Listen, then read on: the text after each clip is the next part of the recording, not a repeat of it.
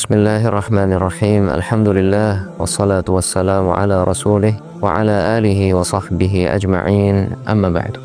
Teman-teman hijrah rahimani wa rahimakumullah, dalam bersuci, bertaharah, berwudu atau mandi junub akan dibutuhkan wadah untuk menampung air. Pada asalnya segala bentuk wadah, apakah yang terbuat dari logam, terbuat dari tanah, keramik, plastik, boleh dipergunakan.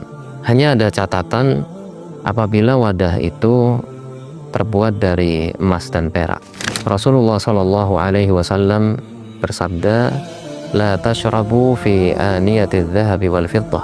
Janganlah kalian minum dengan menggunakan wadah yang terbuat dari emas dan perak. Wala ta'kulu fi sihafiha.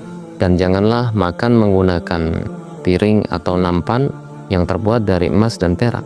Fa innaha lahum fid dunya, karena itu bagi mereka, bagi orang-orang yang kufur di dunia, walakum fil akhirah, dan bagi kalian, diberikan untuk kalian orang-orang yang beriman di akhirat. Hadis ini tentang larangan makan dan minum menggunakan emas, wadah yang terbuat dari emas dan perak.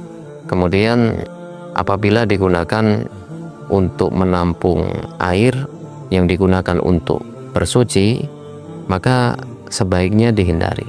Emas dan perak pada wadah atau bejana itu bisa murni, sehingga murni wadahnya terbuat dari emas atau terbuat dari perak atau dari logam lain kemudian dilapisi dengan emas atau dilapisi dengan perak, atau dari logam lain kemudian dipatri dengan emas dan perak.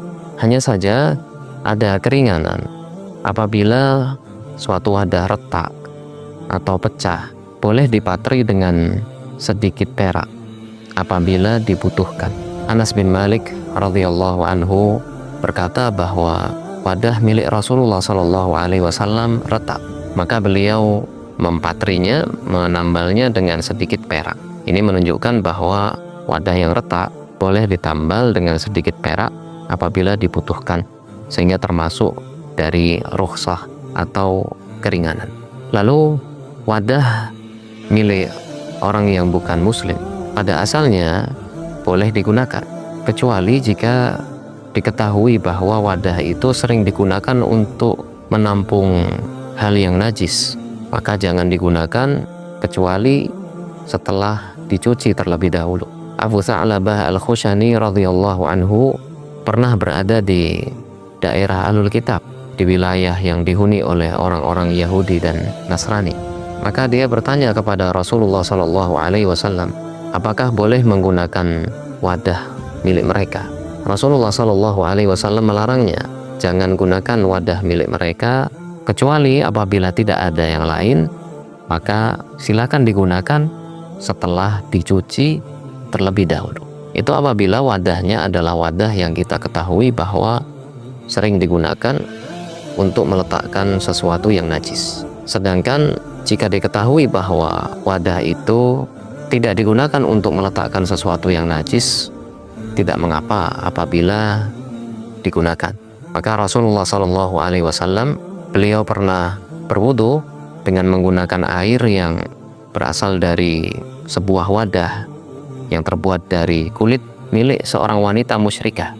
Karena diketahui bahwa wadah itu adalah wadah yang suci, tidak digunakan untuk meletakkan najis, maka Rasulullah Shallallahu Alaihi Wasallam menggunakannya. Dan di masa dahulu wadah air itu bisa juga dibuat dari kulit yang diperlakukan sedemikian rupa sehingga layak bisa digunakan sebagai tempat penampungan air, dan itu suci kulitnya. Demikian juga boleh menggunakan air yang ditampung di dalamnya dengan syarat bahwa kulitnya itu bukan kulit babi, begitu juga bukan kulit anjing. Demikian, semoga bermanfaat. Wassallallahu wasallam wa baraka ala nabiyyina Muhammad wa ala alihi wa sahbihi ajma'in.